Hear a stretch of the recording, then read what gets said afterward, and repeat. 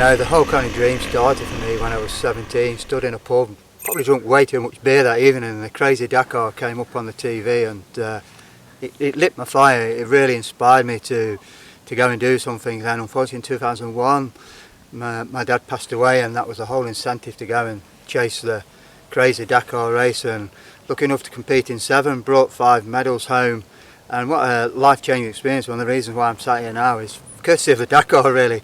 Came across Morocco, came to the dunes where we're sat now, and fell in love with the whole crazy thing, and such an inspiring place to be able to share and be part of. But the Dakar kind of opens up a lot more doors than people probably imagine really. It's not just a race, it's a life-changing experience. It just really grabbed me, and I think the Dakar's got that for a lot of people. Inspire me to do it, and then it drives us to do things, not just sit there and go, I wish I had, could have or should have. The inspiration to go and chase that dream and make it reality is the thing that the Dakar is very good at doing. When I was growing up, there was always an opportunity to go and ride the bike, so we started to understand them a little bit more. Now the opportunity to do that is getting less, unfortunately, and I think it's very hard now for the 16, 17-year-olds to find a bit of wasteland, go and have a little bit of fun. But the serious side of that is you're starting to understand a bike in a lot better way, and that unfortunately now is getting harder and harder. And it has to be a fun environment. We need to learn while we're smiling and having fun, and I think off-road definitely helps bring that to it. Understanding the change of surface from tarmac to gravel, whereas when we was that sort of age, we understood it. We learned to ride on those surfaces. So when we arrived at it on our road bikes, we were a little bit more familiar with it. Now it's harder to ride in them surfaces, so I think personally the road rider's not experienced, so when he comes across it for the first time on his road bike, it's a very scary, daunting experience. I think if we've had to sacrifice a lot to chase the money, I think there's more desire to finish it. For me personally, that was a big part of it, to raise between 40 and 50,000 pounds, as well as keep your house and with children, keep them in a normality of a life. It's a big challenge to raise that money, and I always looked at it, it's a big thing to bring the medal home. It justifies why you've gone through that journey. If I bring it home, put it on the table, it's for, you know, we've all gone through the journey together, and I think if you've put that commitment in to raise the money when the days get tough, that is the little bit of inspiration you need to see it through. We don't know what's coming at us from minute to minute. It can change just like that, and that's what keeps you on your toes and makes it exciting every day. From many reasons, you could come across incidents, accidents happen along the way, and we have to make that call and help them get strong again, and that is a big part that I've never experienced. And you come across that every day. Different things happen from minute to minute.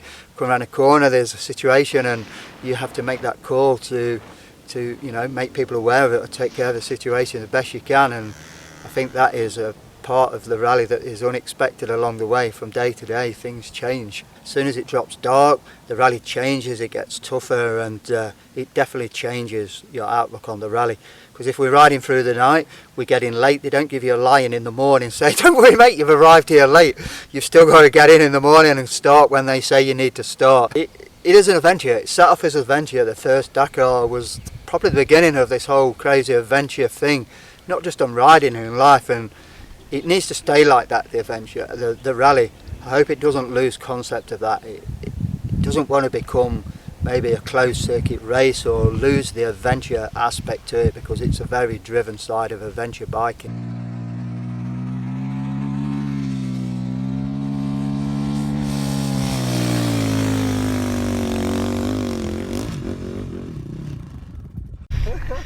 One of them you look back to see if I was still with you. I'm not sure who was more surprised. Because you gave a little look like, oh yeah, okay. Yeah, he's getting it. Yeah. A really good one we can pick up from here that you would come across riding in these kind of conditions. As we just saw, the track is in that direction, and we can see it's giving us a way to travel. Where if we draw away from where the traffic's been, the cars, the trucks, we can actually bring it to us a little bit easier. The ground's still firm. If we go where the cars and the trucks are going, the sand gets softer and softer. So if we step away from that, it actually comes to us much easier. Use it as a direction rather than following it. A really good example of it, that would be a stage in the rally. But you find most people would stay to that. Why wouldn't you just go up there? or up the side of the grass. You wouldn't need to be in where it's soft. A really good little pointer we can pick up just from here. We can see how the sand is rippled. So here we can really see how firm it is. And all I have to do is break that crust, and then it's really soft underneath. Now again, if we was just riding along here today and we just moved to here, we've now kind of gone back to where it's still firm. That's why it's really important not to get drawn into following all the time. Look for your own line, because here I can barely leave a footprint. Here I can go through it. Really good example of the difference in changing your line. Always ride on the rippled side.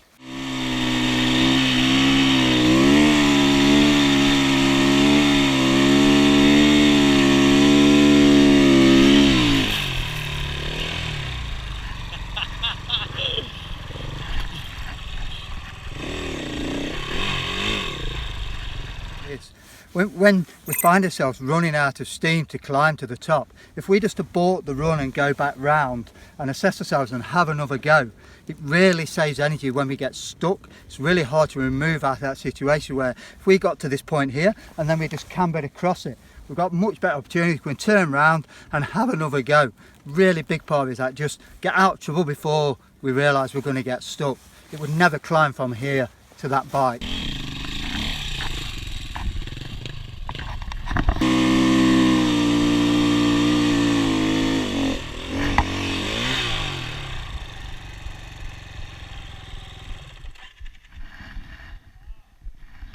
We've just come out of the dunes and we're heading on to a bit more open piste. There's been a little bit of change in the weather lately with a little bit of rain. As you can see, there's even a bit of rain in the Sahara Desert. So now it's really important as we're coming onto the open piste to be a lot more aware, because the rain has a really big habit of washing gullies in. So now it really needs to be paying attention so we don't get drawn into pushing ourselves a little bit, get dragged into one of the wash away gullies. Really important, come back so we can read them. As we approach the gullies, we're in a much better position to kind of ride away through them and out of them, and it's the rain causes a big problem with that. Trails are nice, but the dust is a real kind of big issue when we come onto surfaces like this, and especially if we start to drop the bike in a Dakar, because the very next vehicles coming in the cars. As soon as the cars come along trails like this, it really changes the trail because of the dust. Some points we can't even see our own handlebars, so we can't see what's coming at us, and that it really changes the concept of the day. That was completely nuts. I could see the cars up ahead to start with, and as soon as I got closer and sort of shot past, the dust was so thick I couldn't see a thing. It was very much like being in a complete whiteout in the snow, and it was so disorientating. When I tried to slow down or stop in the dust, I actually couldn't gauge the speed or if in fact I was even moving. So I kind of put both feet out thinking, well, let me just see if I'm moving, and then dust cleared a little bit and I could move through. I couldn't see a thing. Even on the trail there's obstacles. As soon as we venture off that trail because of the dust and things, now we've got a little bit more alert with our riding, and I think personally that's what a percentage of the rally is about. Come back and we've got to learn to ride every day is a different day. Today we're in the dust, yesterday was in the sand, so we've now got to turn our attention and concentrate on riding on surfaces such as this. The rocks are coming at us, very hard to pick them out. The rain, so again there's a good chance we're going up across washout gullies, but we've got to ride at the speed and come back to deal with them as they come at us. My first ever stage in Africa, you know, going like a little bit crazy, looks up, there's a set of headlights heading towards me, and I give him the typical British kind of, "Ah, what you doing?" "Excuse me, I live there, I'm going home if you don't mind."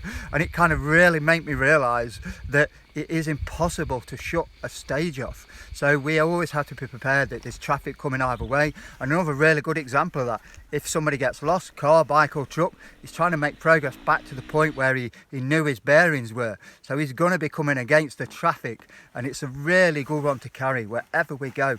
We've got to really be strong looking ahead, just to kind of allow a little bit if that comes across us. Sort of 5 minutes ago, the first time we experienced a car coming towards us, unexpected, but these are the roads in these kind of countries. I'm trying to think of a word that says the same thing as a bunch of swear words without actually saying a bunch of swear words, right?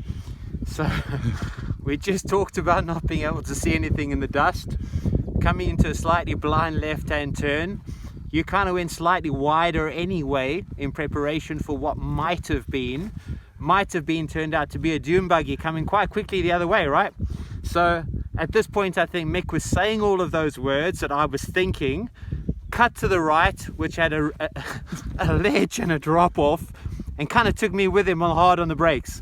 So at that particular point, I was thinking, why is the camera not running? Because this would have been the best bit of footage ever to explain what we've just been talking about.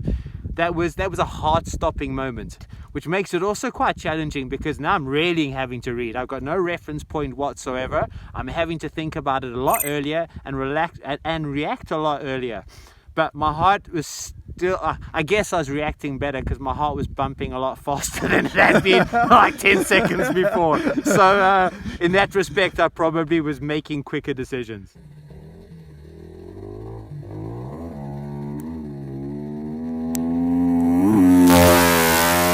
I always wanted to go back and do another one, and my first thoughts were, bizarrely, a little bit of me. I wanted to go and do it when I was 60. Just to, I don't know, I had a mad desire inside me to try and chase the dream and see what it felt like to go and do it at 60. And then unfortunately in September my life was to take a funny turn, you know. I got diagnosed with a brain tumour, just out of the blue. As always, was up at the school Saturday morning looking forward to the day, and then unfortunately I got took very seriously ill and got diagnosed with a brain tumour, which was a scary thing to go through for sure. But the whole thing was kind of driven by the Dakar, to be fair. When the surgeon told me what I was going through, the Dakar very quickly came into the conversation, and I said, look, it's not a problem. I've done 7 Dakars and the 8th one is come to me early. It's going to start now.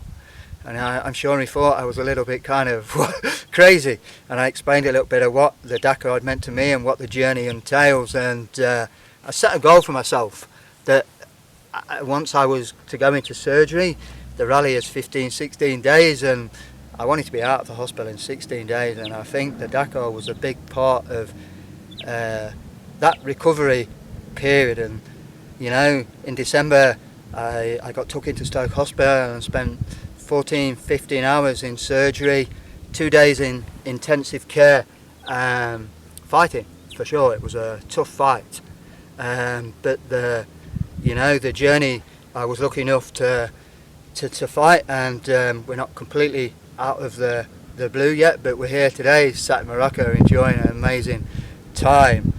Things were good. We just got married. We had our whole life mapped, so to speak. So yeah, in September when that was diagnosed, I think it was quite shocking.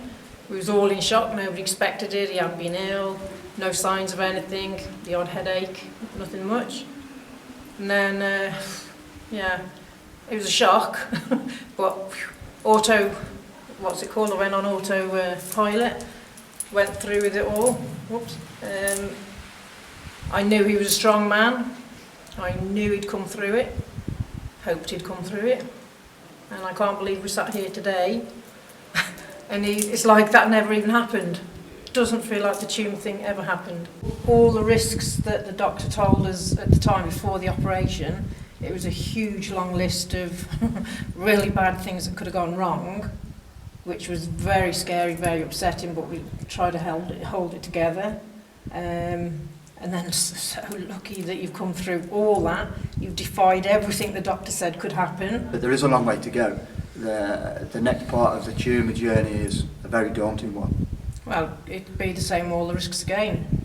Everything he told us then that could have happened, he'll have to tell us it all again when he goes to operate next time. It'll all be the same list of ailments or future disabilities even. So where the tumour actually is, if it's quiet, just leave it as is. But eventually it will need to come out because it's right in the middle around one of the main arteries. But it's okay now. Whether it'll grow again, we don't know. But they're keeping their eye on it, 6 monthly MRI scans. And we just take each day as it comes, live for today, plan for tomorrow, and carry on like this never happened in a way. And the big thing for me now, with the Dakar is to try and inspire other people going through journeys in life, whichever they are, to not give in, keep chasing it. We can chase it, and it's important to share that. Hopefully it entices people to keep chasing their dream, their self, whatever it is in life, to keep doing it. And it's definitely changed my outlook on life since getting diagnosed with a tumour. More caring, passionate, and bizarrely as it probably sounds, I would probably say it's made me a better person. That it's quite hard to understand.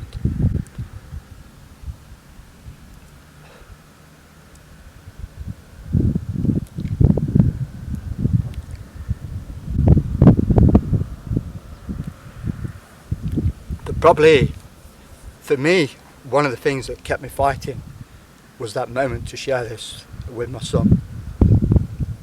And you know, that was what kept every day ticking by, and I've just been lucky enough to share that moment with him, and that meant such a lot to me. Every day when the journey was tough, the image in my mind was to bring my son to Morocco and share this with him and my wife, and now that dream's become true. Another part of that box has just been ticked to share those passionate moments with my son and my wife, who's massive supportive of this campaign. Shows we can do it. You know, it's hard, but it's ticked that box.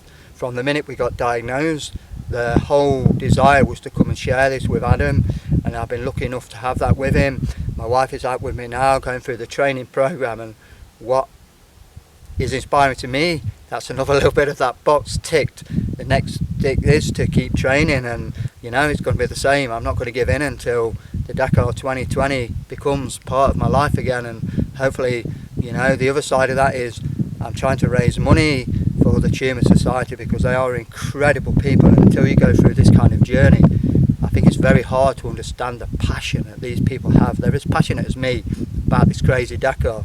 Tomorrow morning the training gets a little bit more serious. Back to it. Back to it, yeah. We're lucky enough to have a day off, so tomorrow looking forward to upping it a little bit, getting back to a little bit more serious training, put some serious hours in on the bike to start getting the bike fitness back to, you know, ready for the big day in 2020. And The whole experience is awesome, but I just think, wow, you've got to ride all that.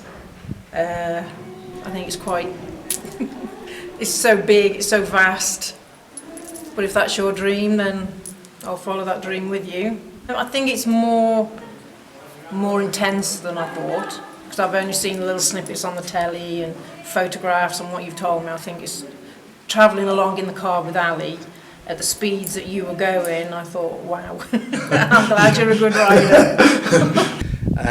Now we're on, I want to try and set about not just inspiring people, but put some finances their way. They deserve every little bit of it, and my way of doing that is to go and do the Dakar, carry the logo, and you know, hopefully we can then at the end of it in 2020, the finishing story is to walk to hospital, give the surgeon a hug who allowed me to sit here today and share this passion, and shout the tin and put the tin on the counter and hug the man and thank him massively for allowing me to keep chasing this dream. And that has become a massive desire in my life, and sharing that journey with many people. And that is, you know, roll on 2020, I say. And the big closing story will be, let's go to Stoke Hospital, everybody's helped this journey become reality, and give this man a hug and hopefully wave him goodbye and wish him the best. Biggest tip, do it. You know, we can do it. It's there for us to go and do. Just kind of get your head down, get the training program together, stop chasing the dream, make it a dream, turn it into reality.